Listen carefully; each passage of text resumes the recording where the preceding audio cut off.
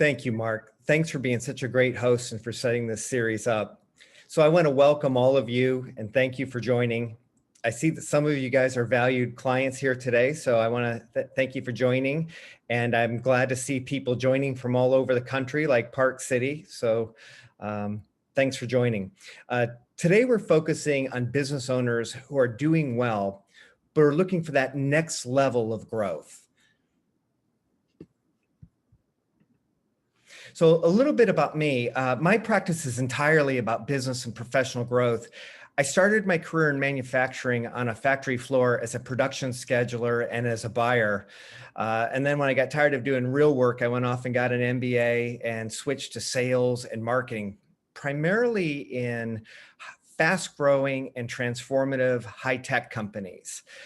So over the years, I've had the honor of, besides working in sales, of working very closely with people in finance and accounting and engineering. So I have a good degree of how business, or a good understanding of how businesses work. I've scaled 3 businesses from 0 to 100 million.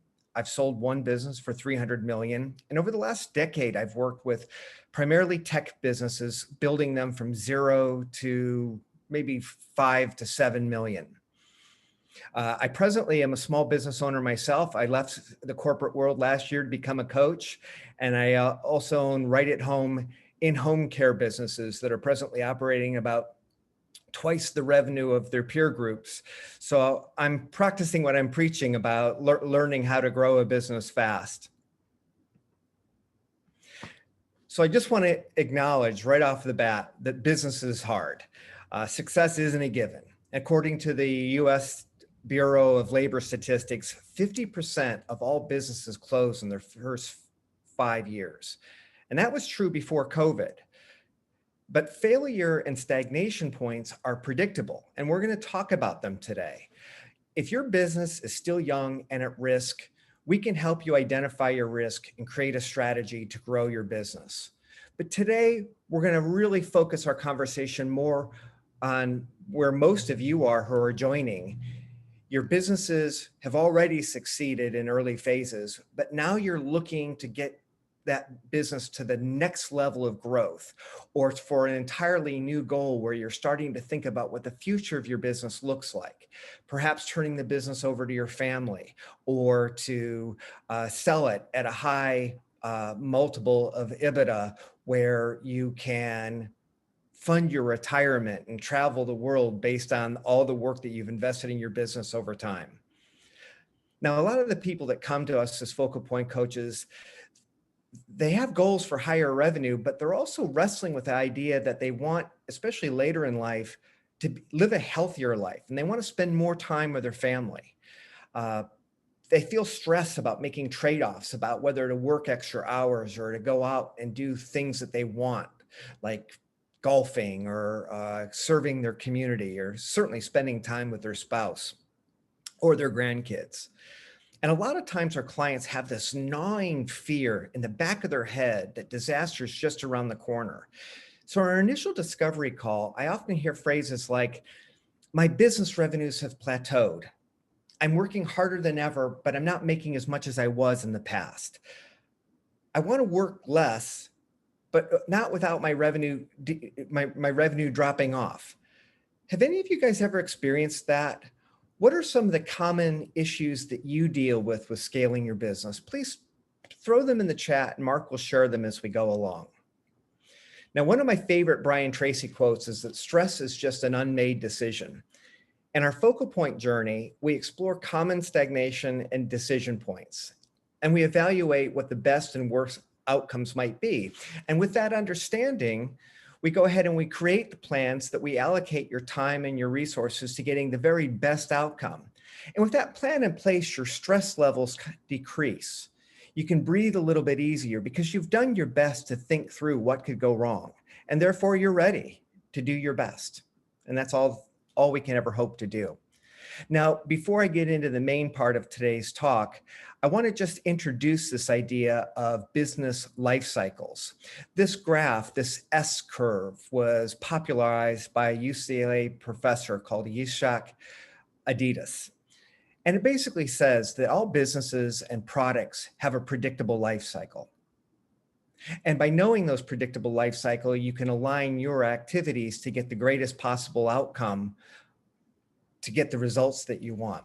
So the three main phases are the learning phase, and that's characterized, as you might expect, by inefficiencies and lots of hands-on work as you validate what your product or your service is going to be. You bring it to market the first couple times. Maybe things don't always go perfectly. You make mistakes. But after a while, you start coming up with a repeatable success pattern of who the right customer is, what the right solution is, what your customers really value. And then you're ready to grow. And by growth, you're focusing on effectiveness and efficiency, where the business scales through automation and elimination of unnecessary tasks and building the right team and the right culture. But eventually a business, or at least a product, enters the decline phase, where the competition is targeting you because you're the successful one, and they find a way to be maybe 5% more effective, or they're willing to operate at a lower price margin. So as a result, your sales start declining. Now, on this S curve, there are 5 common traps or 6 opportunities for growth or for taking your business to the next level. I'll touch on them briefly. So in the learning phase, the honeymoon trap is really common. In the tech world that I came from, you would often get a lot of initial sales, but it would take a year to implement those solutions for clients. And during that time frame, things would change and some of those clients would abandon you. And the challenge would be is that the company would run out of energy because they wouldn't have the renewals that they would need to fund the business later in its growth. A related phase towards the bottom of that first curve is where a business owner doesn't quite get to that repeatable sale, doesn't quite find a product that customers want to repeatedly buy or refer to others. And that's the 3 feet from gold phase. And what's sad about that is a lot of times new entrepreneurs buy that business and turn it into a very big success. The next trap is the founder's trap. And that's where you've got your repeatable sale and you're starting to get referrals. And it's the main topic of today's presentation. It's where the owner doesn't start ruthlessly eliminating tasks that don't need to be done, or not automating tasks that don't need to be done by people, or delegating to the right people, the right tasks, so that the owner can focus on higher value activities that will take you to a new level of growth. And that's actually a good transition point to just mention that at the top of the growth curve, it is possible to anticipate where decline is coming and to come up with a new strategy. It could be serving a new market, finding new customers for the same product. It could be innovating and coming up with a new product. A great example of that was when Apple's growth started to just level out a little bit. They took the iPod technology and turned it into a phone, which generated a legendary new growth for one of the world's biggest companies now. I think you get the idea.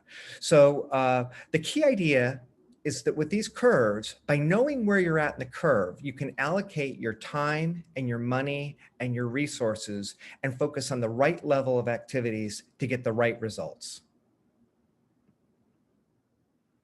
Now, I have to ask you, how many of you does this look familiar with? Pulling that boulder up the hill when you're the business owner where you're feeling alone is all too common. And again, this is where coaching comes in. We work with owners to gain perspective and to rethink about how they allocate their resources. Just know that it's normal to feel like you're pulling that boulder up the hill, especially when you're in the learning phase. But if you personally are pulling that boulder up the hill during the growth phase, you're limiting the growth of your business. So now let's talk about how to recognize it and what to do. But before I get to that, it's probably helpful to say, it's not a mystery where businesses start to fail. So this study was done by the Corporate Executive Board of 50 businesses that had deemed themselves to be stalling. Corporate Executive Board is now part of Gartner. And when they studied the 50 businesses, the key takeaway from this very admittedly busy slide is that only 13% of the factors that stall growth are external. things like the economy or government regulation. 87% are completely controllable. And I've highlighted the top four, and I realized that the print was small. So the top four are things like your brand starts to diminish. You start slowing your innovation. You stop introducing new products or looking for better ways to serve your customers. Think digital automation and how that's transforming all of your businesses. You abandon your core market too early. That's where customer satisfaction and loyalty issues start happening. So you have to pay attention to your existing customers as you move to growing to your other ones. Now, those are all strategic things at the top, but at the bottom, about 17% of the factors that impact stall business are management things, organizational issues. And the number one thing is developing your team. So today we're going to focus primarily on the growth stage again. So I'm going to have the rest of the conversation be more about the trap when the owner either fails to invest or delegate in the beginning, or invest more in the business when there's a growth, where there's an opportunity to grow the business rather than hand that growth opportunity over to a competitor. These ideas are from a very popular coaching book written by Michael Gerber. Michael was a great entrepreneur, and he's in his book writes about all his successes and all his failures. So you have the advantage of reading books like this and working with your coaches of sidestepping common traps that are so predictable. So let's talk a little bit about those. Now we're going to talk about the 3 I's of the business owner, which is the heart of today's presentation. The first perspective is that of the entrepreneur. Notice how the eye is looking forward and hopefully a little bit upward, working on the business. This is a perspective that drives growth and builds equity when you want to sell. Looking forward is out into external factors like the economy, like new customer trends, where your competition's at, anticipating changing customer preferences, emerging preferences in terms of digital technology, and meeting your customer where they're at, strategic positioning of your company, hiring the right people and building the right culture.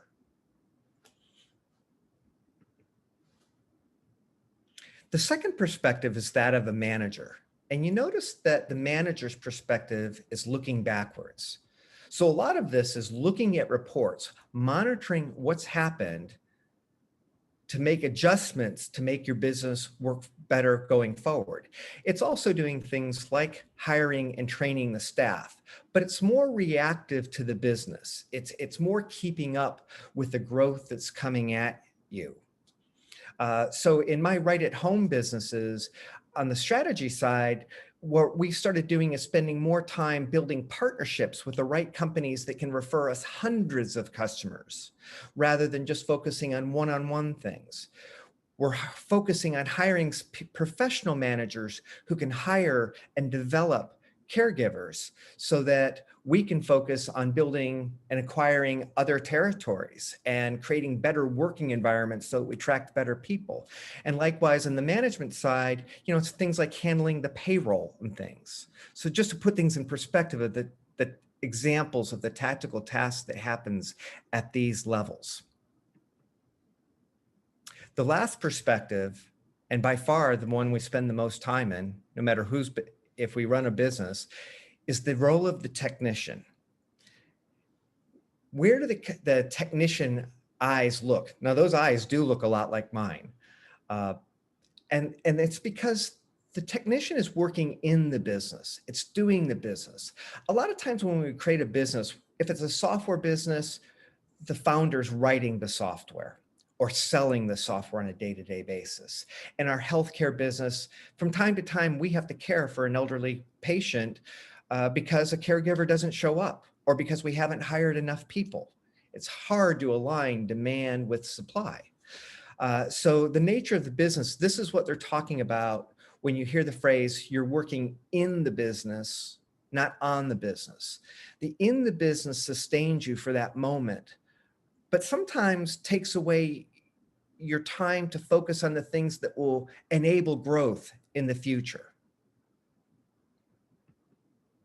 So the question I would ask you is, how much time in the technician role do you spend on your business? And I'm going to encourage you, if you're watching this, to just make an estimate of what percentage of your time you spend working in the technician role, doing the selling, answering the phone, doing payroll, doing the functions of things that can be have other people do.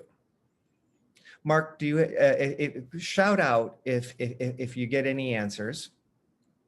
Sure, Charlie. Nothing yet. So, but yeah, folks, there's no right or wrong answer here. So throw out, what do you think you might spend in your technician role? And I'll read out any of the percentages. Uh, Lori says about 90%. Mm, yep. Well, Lori, thank you for Sales, sales, sales is what Lori then sales, goes on sales, to sales. say. Well, to be truthful, in my first year as a focal point coach, same thing for me. I spend all my time networking and getting to know people, and of course, delivering the work of serving my clients. So it's not unusual. So when Focal Point regularly does this exercise, this is one of our favorite power principles for success for clients. And normally when we conduct this, the average will be something like 80% of the time from the people in the room is spent on technician role. Although in my experience, a lot of times when I start with a client who's just entering the growth phase, they're spending 90 or 95%. They're just keeping the business alive, and they're working 70 hours a week, and they've got concerns about their health and other issues. 15% is a common estimate of how much time people spend managing and looking backwards and doing the core day-to-day of managing the staff. So only 5% of the time is spent being the entrepreneur. Now, I want to take you back to the slide of the causes of stagnation. The top three were all strategic: letting your brand atrophy, failing to innovate, failing to find a new way to serve your clients. That's where you're getting to the top of the curve and the growth is slowing. So that's why it's important to spend more of your time allocated towards the entrepreneurial role. And that, of course, is what we do as coaches at Focal Point, is we work with you to find strategies of offloading the work that some of you find drudgery. Like for me, it's doing accounting. And this is where I've started integrating virtual assistants into my life, people who are passionate and detail oriented, where I'm a big idea guy. They come in and they manage my invoices. And then what that's done is that's freed up more time for me to do public speaking, things that I love, writing articles and journals and filming things, which is really where I get my joy and my energy. So let's just turn one other attention then, is how much would you pay someone to do the technician role in your business? So Lori, I don't know if you want to volunteer what you might pay someone in that role, or anybody else for that matter. And I'll just pause for just one moment. Yeah, nothing coming up, Charlie, but I know what I've found is that oftentimes maybe in these smaller to mid-sized businesses, the technician or the lower level staff might be 15, 20, or $25 an hour. Yeah, I think that that's true. And that's certainly true in our home care business. Now, if any of you are like one of my customers is on and they're a tech business, and certainly they pay software engineers quite a bit more. So it does differ by industry, but the idea is $15 an hour work. So I guess I correctly anticipated your answer. When we do this seminar, we often determine that a manager is paid $35 an hour, somewhere between $50,000 and $70,000 a year if they're working full time for the year. Now, how much is your time as an entrepreneur worth?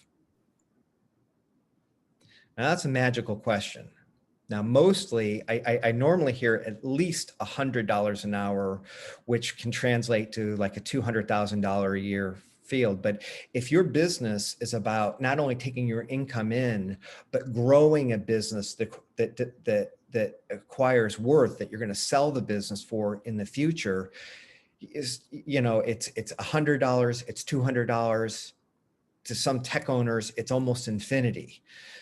So the question is why would you spend time doing work that you would pay someone else $15 an hour work for?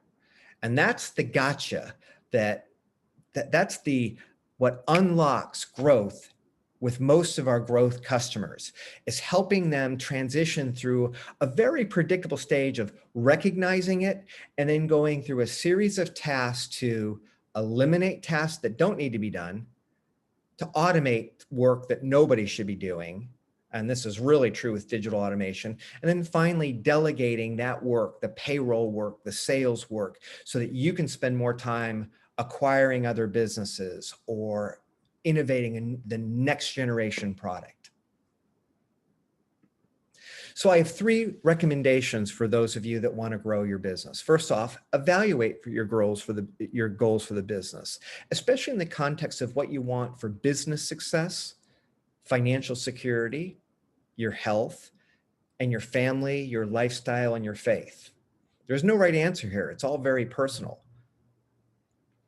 If you're really wanting to grow your business or scale your business or grow your financial security such that it requires you to add people, take the time to hire the right people and build the right culture and automate wherever possible. It's never been easier to automate with low-cost technology than it is now. And finally, master delegation best practices. And not coincidentally, our seminar next month will be on June 8th, and it's about how to delegate. So I hope you'll join us then. So I want to leave you then with a challenge. I'm going to encourage those of you that are business owners to try to find a way to increase by a minimum of 5% the time that you're spending on the entrepreneurial task, and see what that does for your business. And I want to make an offer for you on behalf of Focal Point, either for myself or your favorite Focal Point coach. If you'd like help reviewing the results of your challenge, have a 20-minute conversation with one of us and talk to us about the obstacles or constraints that are keeping you from handing over that work. And we'll work with you on strategies to more effectively transition and to have fun while you're doing it. So I hope to hear from you personally, or I hope that you'll reach out to your Focal Point coach. Now with that, I'd like to turn it over to questions for our final 4 minutes that we have for today's meeting. Yeah, so feel free to put any questions into the chat box. I don't see any in the Q&A, so just use the chat box and we can kind of converse there. It's interesting, Charlie, a few years ago I was visiting with one of my clients, and they were about a $15 million business, and I was sitting down with the CEO, going through the 3 I's of the business owner with him. And when I happened to chat with him the following week, I said, well, you know, what was one of your wins, or what was one of your most important activities last week? He's like, it's Mark. It's when you visited with my senior leadership team and you shared with us that concept. It really, you know what, forced us to think about what we were doing and how would we grow. You know what, that $10 or $12 million business is now about a $25 million business. And they've added a chief operating officer, a new vice president, another technical leader as well. So it really created a tremendous difference for that organization. So we have some comments coming in, you know, excellent presentation. So thank you very much for sharing that. Yeah. Other questions that folks might have for Charlie as we go down here. Oh, you know what? One is coming up. The question is, where do you see most of your businesses on that business life cycle curve, Charlie, the ones that you work with? For me personally, I've been blessed with a mix. So about 75% of my clients are in the growth phase, where they're already very successful and confident and just want a framework to accelerate growth, to take it to the next level, to prepare for the exit. But happily, especially since I'm an early stage software or startup company, I have a couple clients who are just bringing their products to market and just figuring out the right sales model, or whether they need salespeople at all, or whether they can automate digitally. So that's kind of fun to have that mix of business. Yeah, terrific. So I guess the next question here as well. Oh, wait a minute. So it is, yeah, so Michael, thank you very much. How do you get yourself out of the technician area? Is a question from Michael here. What have you found, or what have you advised your clients to do about getting out of that technical or technician role, Charlie? Well, we have such a nice, easy framework, and we will. What the first thing we would do is talk about what phase of the life cycle your business is in, and then we would take an inventory. And I encourage you to do this. Look back over your last week or your last 2 weeks and take an inventory of the tasks that you did, and then categorize them in buckets of what a technician would do and what a manager would do. That looking back. And then the amount of time you're spending thinking on high level innovative things. Once you've put it in a bucket, then we can make it plans for adjustment. A lot of times a client will say, I just don't feel comfortable handling this task over to someone else. So we need to dig at where that discomfort comes from. And oftentimes where it is that you haven't thought through the task well enough to think about how you would teach someone else to do it. But once you do that for one person, you can do that for 10 or 20 people and scale your business by creating that repeatable process. So that's the type of process we would go through to help you make that change. Did I answer your question? No, I think, Charlie, that was a great suggestion. You know what, track your tasks, and then, you know what, identify your tasks by entrepreneur, manager, and technician, and say, are you spending enough time at the manager and the entrepreneurial level? Because that's where the value is built. We have a really nice comment here from James as well. This is great. Thank you. I'm in my early infancy of my business, but this is already getting the wheels rolling for the next 12 to 18 months. Looking forward to strong acceleration to 2022. So James, we wish you, tremendous success. Take Charlie up for his offer if you want to connect with him as well. It's a complimentary conversation that may actually add a lot more value as well. And so we are at the bottom of the hour. So I just want to remind you all again, on June 8th, we'll actually have Charlie back with us and Lisa Levesque, one of our coaches from the Boston area, and they'll be talking about delegation, the second most important management skill. And if you want to learn the first, you have to show up on June 8th. I did post again just a few minutes ago, the link to sign up for that June 8th session, but wanted to thank you very much for your time in joining us this morning. Terrific presentation, Charlie. Really some great insights here. And with this, we will wrap it up. So if you want to just advance to the next slide. Thank you, and for joining us and getting it done in 2021. We'll see you guys all soon. Thanks and take care. Good luck, everybody.